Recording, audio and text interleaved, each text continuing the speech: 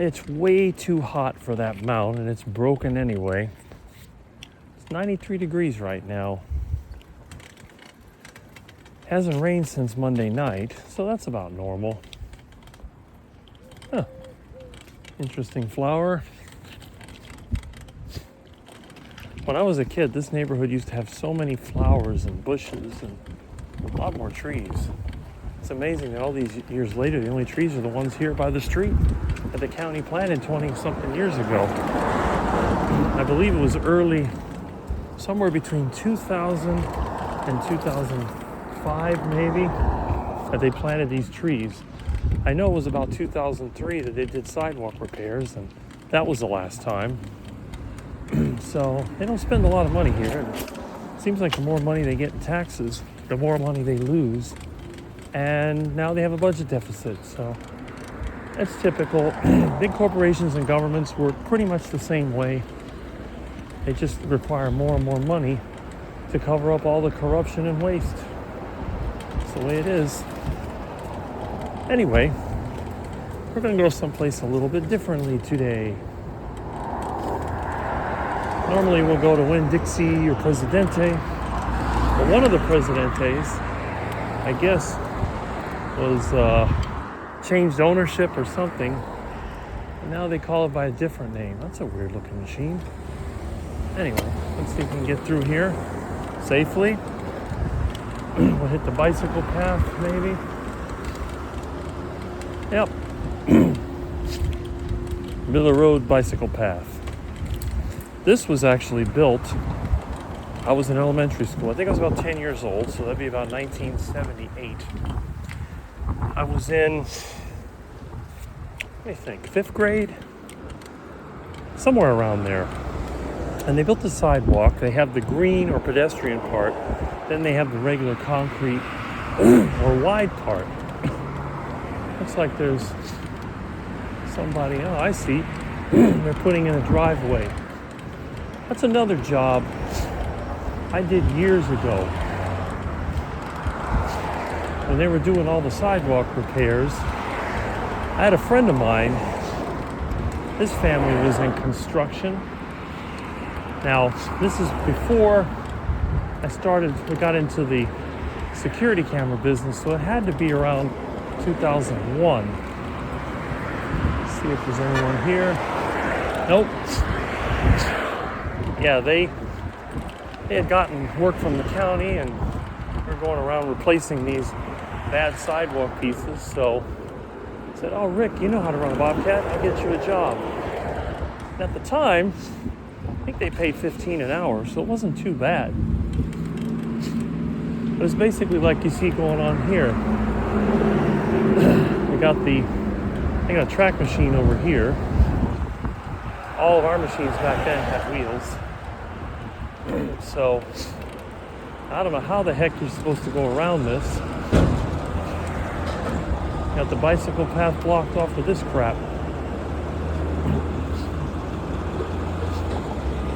Unbelievable. Typical Miami. Taking up the sidewalk. Huh.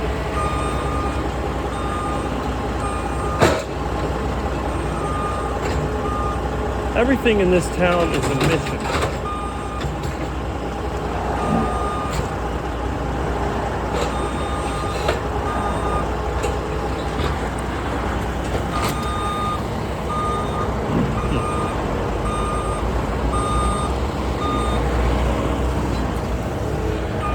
Hey.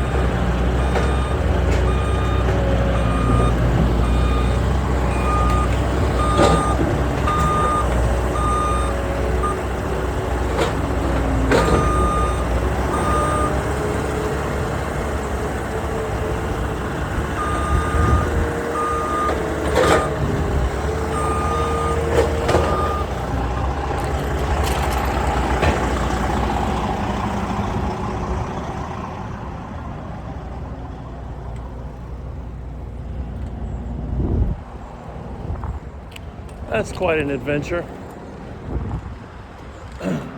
Everything is complicated.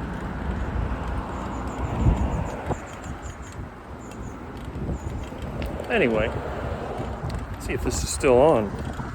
I guess it is. This bicycle path is actually a parking lot. You can see that people just park their cars here, they drive through here. Nobody ever does anything to them. So who cares, right? I think it's funny that they would dig up this bicycle path putting in the driveway. I mean, what is the point? Oh well, they don't do a good repair, and at least I know who's responsible. Ridiculous. Anyway.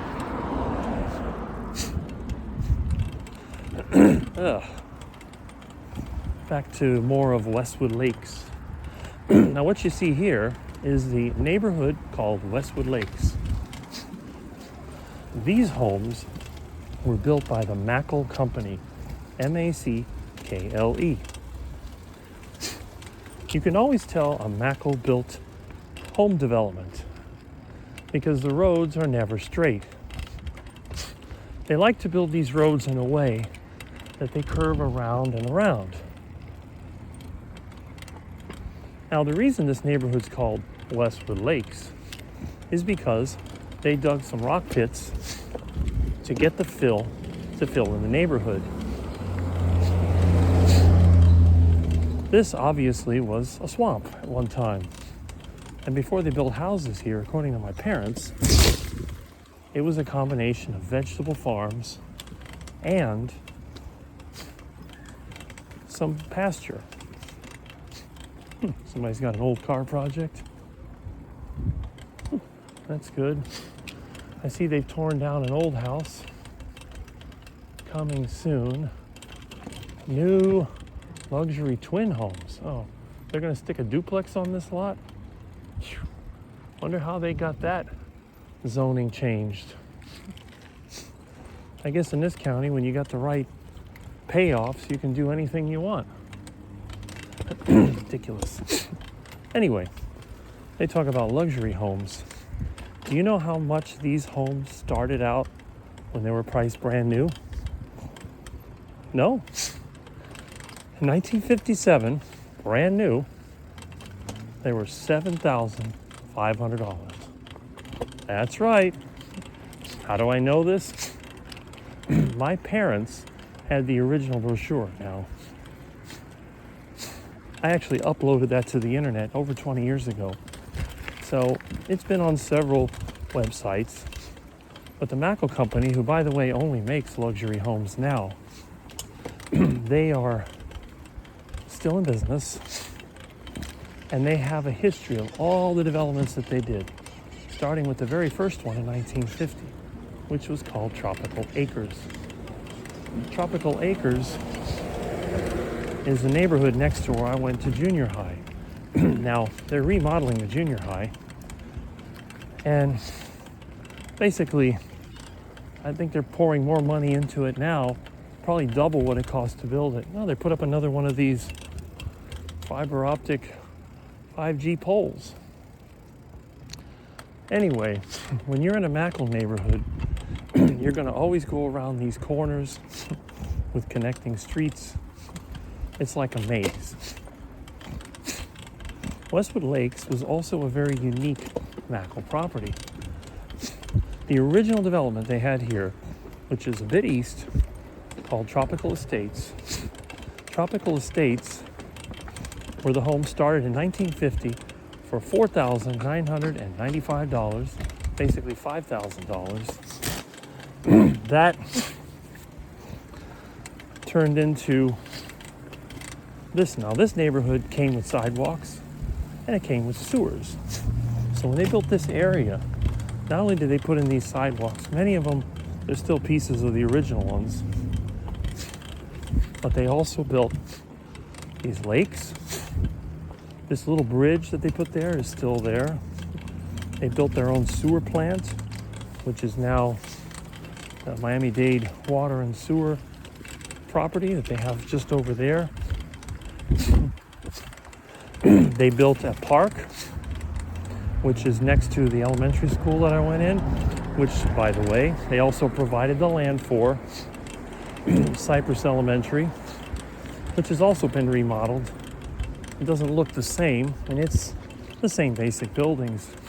But this entire area was financed by the Mackle Company.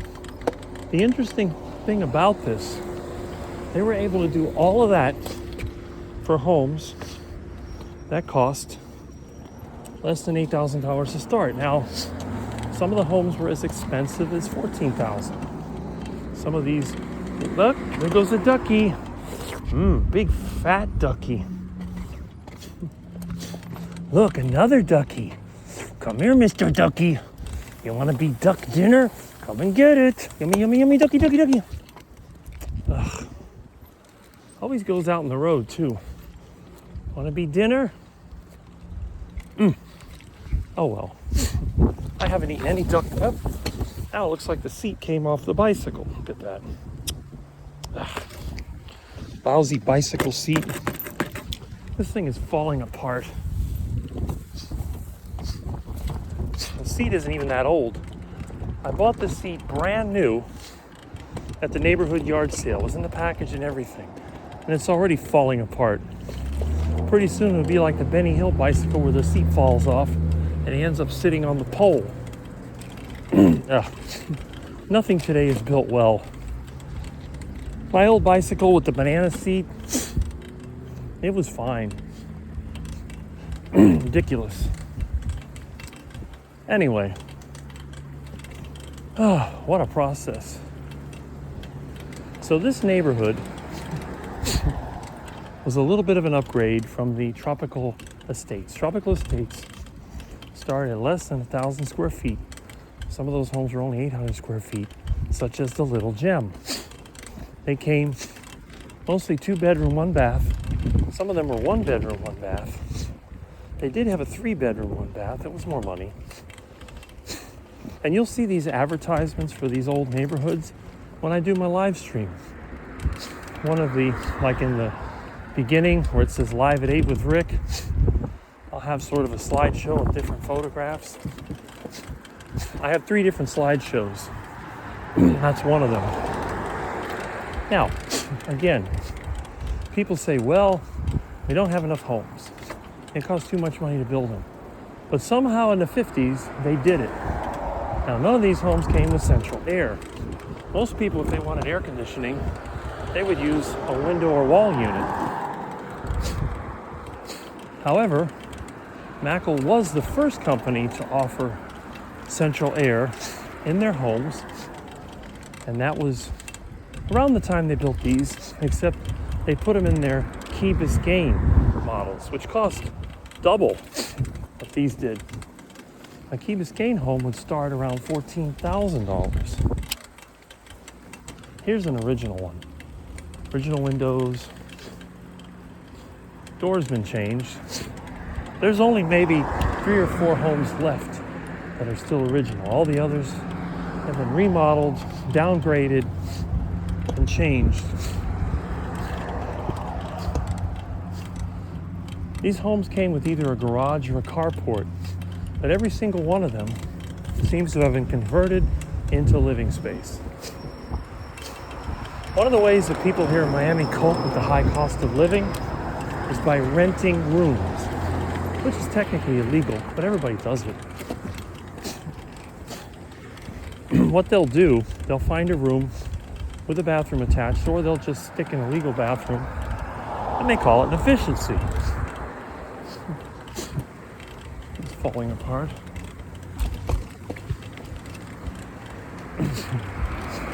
This one over here, you can see, carport's been converted into a room. I don't see any of them that still have a carport. This one over here, you can see, it's been added on the 2 sides. There was a carport on one side, and then I guess they added on the other.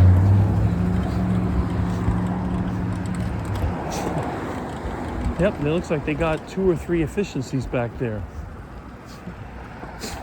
If code enforcement wanted to, they could ride around and find All kinds of illegal efficiencies. Looks like the garbage man is coming here. Got a load of crap, as usual. Oh yeah.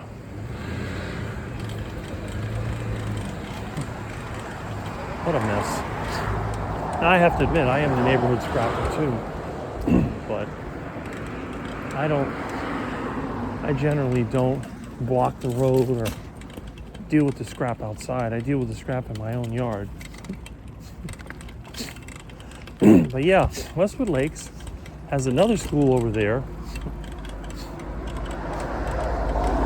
And that was also, the land was provided by the developer.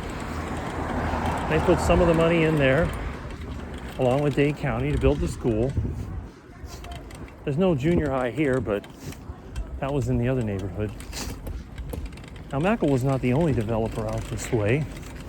Another one was known as Heffler Homes. And where I live, the builder was named F&R Builders.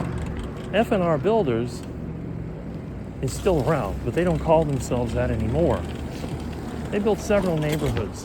One of them was known as South Miami Heights. That was down south. My parents owned a property there that they used to rent out. But my neighborhood, in that part of Westwood Lakes, those were the very first homes in this area, which would become the Kendall area, built in 1959. They came standard with central air. So I guess when Mackle installed central air in Key Biscayne, F&R said, well, we'll do the same here. And of course the price went up.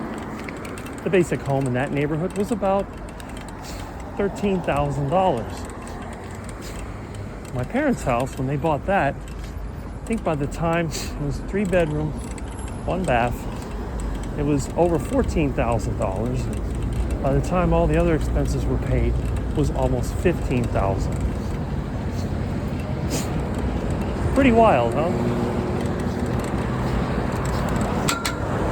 So, all right, here we go.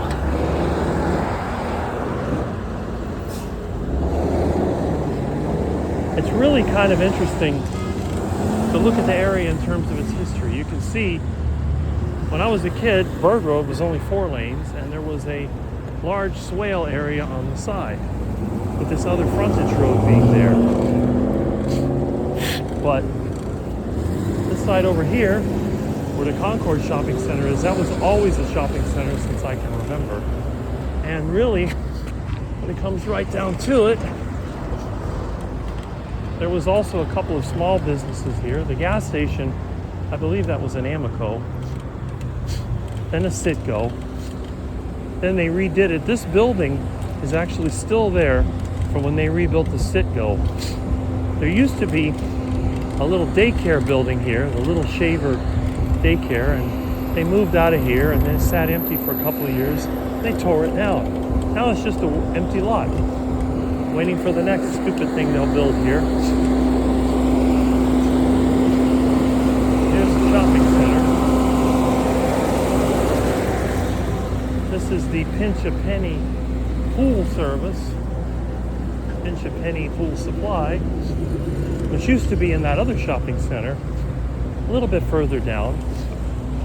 Oh wow, they still got the old water meter boxes. Used to be a little restaurant on the corner over there. It's gone. Again, they tear things down and then they pay taxes on these empty lots until they can bribe the right person in the commission and then build something else. There was a hardware store here. It was a True Value Hardware. I think it was called Tuma Hardware. And it was here for years and they tore it down. They built this driveway going in. This shopping center is so old, I think it's from the 50s. They added this piece on. That's the original part. It's been remodeled to look different. And at the end, that was the Keynote Bar. Looks like they put a Taco Hell over here.